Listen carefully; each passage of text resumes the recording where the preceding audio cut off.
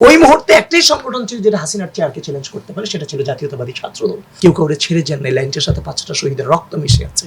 আমি তো এখনো পর্যন্ত আমার ডান পাশে ছেলেটা পড়ে গেল, গুলিও আসলো না কোনো দিক থেকে, ওই সামনে থেকে গুলি আসলো না, উপর থেকে পইরা এতটুকু ছিদ্র হয়ে গেল শাহারিকের, পুরো মাথা আলাদা, এত বড় কোত্থেকে আসলো? পরে দেখলাম এটা স্নাইপার। আনাস চলে গেল, চোখের সামনে মৃত্যু। এটা তো আমারও হইতে পারতো। তো এই যে চোখের সামনে মৃত্যু দেখলাম, কেউ কাউরে ছেড়ে যান নাই, লাইনটার সাথে 5টা শহীদের রক্ত মিশে আছে, তো আমরা তো ভাই মৃত্যু দেখছি।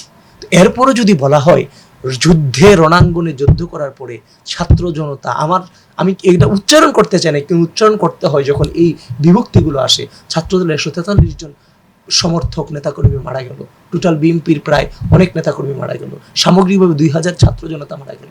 ভাই, এই গণঅভ্যুত্থান বিক্রয়যোগ্য হতে পারে না। আজকে যদি বিক্রি করতাম, গিয়ে বলতাম এ ভাই আমার ডাকে মানুষ মারা গেছে, আমি এখানে আন্দোলন করছি, ওইখানে আন্দোলন, তোমরা সব জানো, আমাকে এই স্টেক দাও, আমাকে ওই টেন্ডারটা দাও, আমাকে ওই মন্ত্রণালয় দাও, আমাকে উপদেষ্টায় বসাও, তাহলে আপনি আমাকে বলতে পারতেন। কিন্তু আসলে এটা যায় না এই গণঅভ্যুত্থান স্পিরিটের সাথে।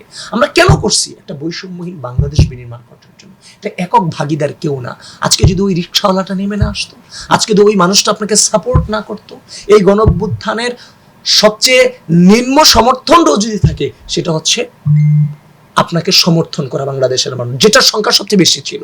আজ যদি মানুষ সমর্থন না করতো, তাহলে তো মানুষ নেমে আসতো না।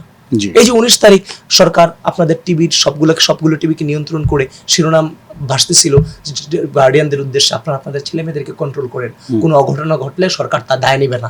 সেক্ষেত্রে বাবা মার কথা, বাবা মা যখন সন্তানদেরকে বলছে তোমরা যেও না, সন্তান সেদিন বাবা মার কথা নামাই না, রাষ্ট্রের স্বার্থই কিন্তু সেদিন মেনে নিয়েছিল। বাবা মাও তখন সন্তানদের এই পরিস্থিতি দেখে বাবা মা ছেড়ে দিয়েছিল, যা দেশের জন্য তাদেরকে কুরবানি করে দিলাম। এই পরিস্থিতি অনেক বাবা মাকে আমি দেখেছি। সুতরাং যখন এই বিভক্তিগুলো আসে, যখন এই কথাগুলো যখন আসে, সত্যিকার অর্থে কষ্ট পাই। কারণ বাস্তবতা যেটা, আমি যে রাজনীতিটা করতে আসছি, আমার রাজনীতিতে আমার পারিবারিক কোনো ব্যাকগ্রাউন্ড ছিল না, রাজনৈতিক ব্যাকগ্রাউন্ড। আমি একটি অন্যায়ের বিরুদ্ধে লড়াই করবার জন্য, সুস্থ রাজনৈতিক সংস্কৃতি ফিরিয়ে আনবার জন্য একটা সংগঠনে আমি আসছি। ওই মুহূর্তে একটাই সংগঠন ছিল যেটা হাসিনার চেয়ারকে চ্যালেঞ্জ করতে পারে, সেটা ছিল জাতীয়তাবাদী ছাত্রদল।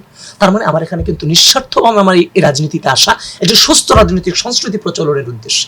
তো সুতরাং এটা যদি মূলোৎপাটন করতে হয়, একটা গণঅভ্যুত্থানের প্রয়োজন ছিল, গণঅভ্যুত্থানটা হয়েছে। এখন গণঅভ্যুত্থান সম্পন্ন হওয়ার পর ভাই, আমি আবারও যদি ক্ষমতা আনা জনতা বইলে আবার যদি ক্ষমতার রাজনীতিটা বেঁচে নেই, এটা কি জনগণের সাথে, জাতির আশার সাথে, আকাঙ্ক্ষার সাথে বিট্রে করা না এক প্রকার? অবশ্যই বিট্রে করা। তো সুতরাং আমার এই যে আপনি বাংলাদেশ স্বাধীন হয়েছে 71-এর মুক্তিযুদ্ধের মধ্য দিয়ে একটা জেনারেশন কিন্তু যুদ্ধ করছে। এরপরে 75-এর সিপাহী জনতার বিপ্লব ছিল, ওই সময় একটা অংশ কিন্তু যুদ্ধ করছে। এরপরে ফেসিবাদ আসলো, আবার 90-এ কিন্তু একটা জেনারেশন যুদ্ধ করছে।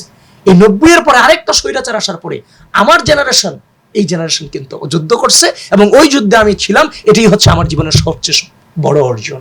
কারণ সামনে আগামী মনে হয় না আমরা বেঁচে থাকতে এরকম স্বৈরাচার আর বাংলাদেশে আসবে।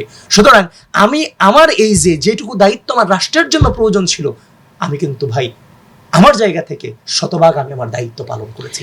সুতরাং আমার এই বাংলাদেশের রাজনীতি থেকে আমার কিচ্ছু পাওয়ার নাই আর।